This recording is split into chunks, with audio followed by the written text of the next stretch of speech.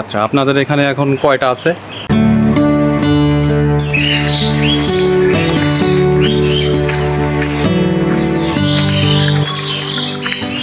বন্ধুরা, আমি একটি খামার পরিদর্শন করার জন্য আসলাম। এটা হলো চাঁদভা আটঘরিয়ার মধ্যে। প্রিয় দর্শক বন্ধুরা, তো আস্তে আস্তে ভিডিও করলাম, এক বড় ভাইয়ের সাথে দেখা। ভাই, আপনার নাম? আমার নাম মোহাম্মদ সাজ্জাদুল নাইম দুর্জয়।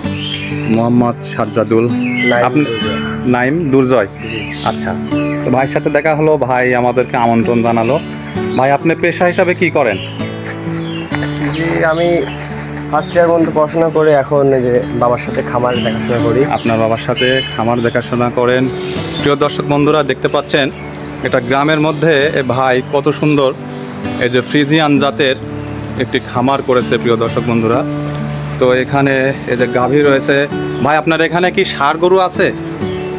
জি, আমাদের মূলত ষাঁড় গরুর ব্যবসা না, আমাদের দুধজাত গাভীর ব্যবসা। তো গাভী আছে, ষাঁড় গরু এমনি আমরা রাখি না।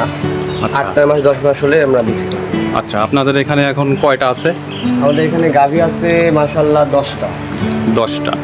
আর বাছুর আছে হচ্ছে 8টা। 8টা বাছুর আছে, 7টা বাছুর আছে। আর এই যে দেখতে পাচ্ছেন, দেখেন গ্রামের মধ্যেও এখন আধুনিকতার ছোঁয়া কিন্তু লেগে গেছে। ভাইয়া এই যে শেডটি করেছে, যেহেতু গরম ফ্যানের ব্যবস্থা করছে। এই যে দেখতে পাচ্ছেন প্রিয় দর্শক বন্ধুরা, তো এখানে খুব ছায়াযুক্ত একটা পরিবেশ। এই পরিবেশের মাঝেই ভাইয়া এই খামারটি করেছে। ভাইয়ের বাবার সাথে দেখাশোনা করে। পাশেই হচ্ছে ভাইয়াদের বাড়ি।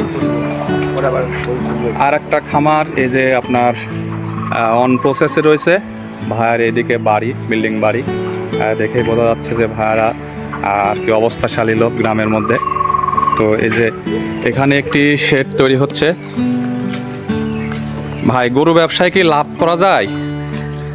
এই দেখেন, যে জিনিসটা আপনাদেরকে বোঝাতে চাই সেটা হচ্ছে এখানে উন্নত জাতের ঘাস চাষ করা হয়েছে।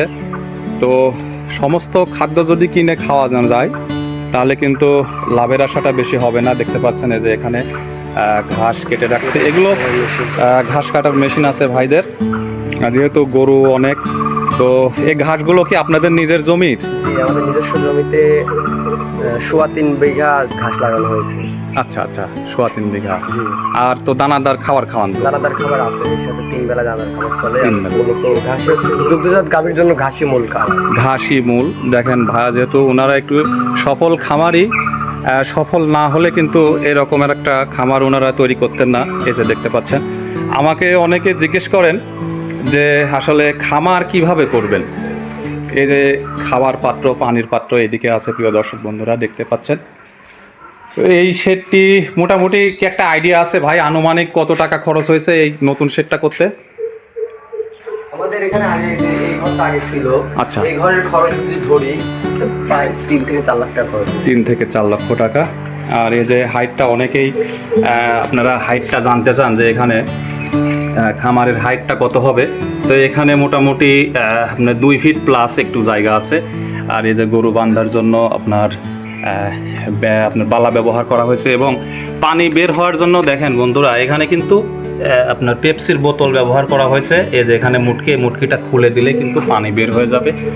আর এই যে পাশাপাশি একটা হলো আপনার খাদ্যের পাত্র, আর একটা হলো পানির পাত্র।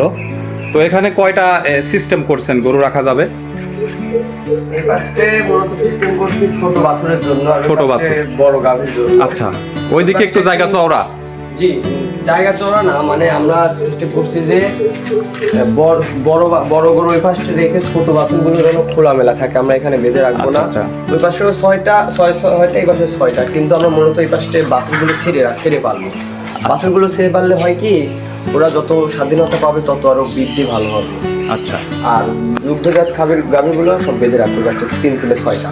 আচ্ছা আচ্ছা, দেখেন এই যে আশেপাশে কিন্তু সুন্দর মনোরম পরিবেশ, ঠান্ডা, যার কারণে এখানে অন্য আমি ফার্ম ভিজিট করেছি, সেখানে কিন্তু তাপমাত্রা অধিক থাকার কারণে গরু অসুস্থ হয়ে যায়। তো আমরা ফিরে যাচ্ছি আপনার সেই আগের খামারটিতে।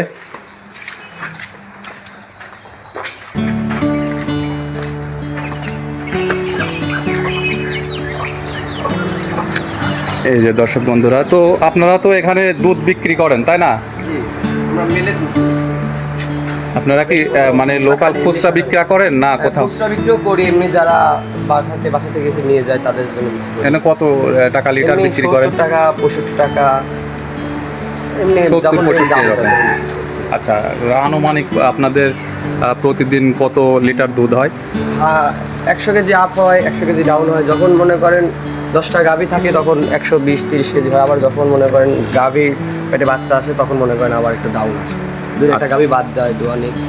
আচ্ছা আচ্ছা, আর যদি আপনাদের এই গরুগুলো যদি মানে অসুস্থ হয় সেক্ষেত্রে আপনারা কিভাবে চিকিৎসা নেন? এখানে কি কোনো প্রাণী সম্পদ অধিদপ্তরের কোনো? প্রাণী সম্পদ অধিদপ্তর আছে আমাদের উপজেলার দেবত্তর চিহ্নিত। আচ্ছা, এখান আচ্ছা। থেকে ডাক্তার ফোন দিয়ে আসে, অথবা আমরা নিজস্ব কিছু ডাক্তার দিয়ে প্রাইভেসি ডাক্তার দিয়ে আমরা চিকিৎসা করাই। তারপরেও অনেক তো পালতে পালতে আপনাদেরও একটা এস্টিমেট হয়ে গেছে যে আসলে কোন অসুখ হলে কোন জি। ট্রিটমেন্ট করতে হয়। এটা তো আছে। আচ্ছা, তো দেখলেন আমি গরুগুলো দেখালাম আপনাদের মধ্যে। তো এখানে যদি আসেন অবশ্যই ভাইদের ফার্মটা ভিজিট করে যাবেন। এই যে দেখতে পাচ্ছেন,